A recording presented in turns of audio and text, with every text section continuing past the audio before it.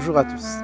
La paracha de cette semaine, paracha Shemini, vient après la paracha précédente où nous parlons de l'inauguration du temple, du tabernacle plus précisément, qui a duré pendant 7 jours.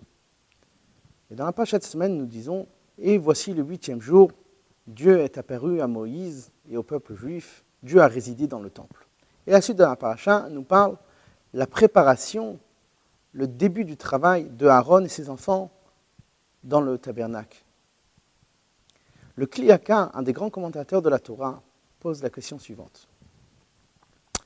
Pourquoi nous appelons ce jour où Dieu s'est dévoilé au peuple juif? A priori, ce jour-là n'était pas une suite aux 7 jours précédents. 7 jours précédents étaient l'inauguration du temple. Maintenant, commence une nouvelle étape. C'est une nouvelle semaine, c'est une nouvelle étape où Dieu se montre dans le temple. On n'aurait pas dû l'appeler le 8e jour. C'est une nouvelle étape, le premier jour. Et le Kli Yakar donne la réponse suivante. Ça que la Torah l'appelle le 8e jour, c'est pour nous montrer la grandeur du chiffre 8. Nous savons que la nature est comparée au chiffre 7. Il y a 7 jours de la création. Le 8 représente l'au-delà de la nature. Parce que le chiffre 8 est l'au-delà de la nature, c'est pour ça que ce jour-là, Dieu a apparu, Dieu s'est dévoilé, Dieu a résidé dans le temple. Et le Kli Yakar explique la différence entre le 8e jour et le 7e jour. Même que le 7e jour est le Shabbat, a priori, Shabbat l'Hachem, c'est un Shabbat à Dieu. Mais le Shabbat fait partie des 7 jours de la création. À tel point que nos sages nous disent, quand Dieu a créé le monde, le 6e jour, Dieu a dit, il manque quelque chose au monde, le Shabbat. Ça veut dire que le Shabbat, avec toute sa grandeur, fait partie de la création, fait partie de la nature. Le 8e jour représente l'au-delà de la nature. D'ailleurs, nous savons, le 8e jour, c'est le jour de la Brit Mila, le jour de la circoncision. Et nous savons la loi, que si jamais le 8e jour de la naissance d'un enfant tombe le Shabbat, on fera comme la Brit Mila. Ça repoussera le jour du Shabbat. Ça veut dire que le 8 est encore beaucoup plus haut que le Shabbat. D'ailleurs, nos sages nous disent que l'arpe qu'il y aura à la venue de Mashiach sera de 8 cordes.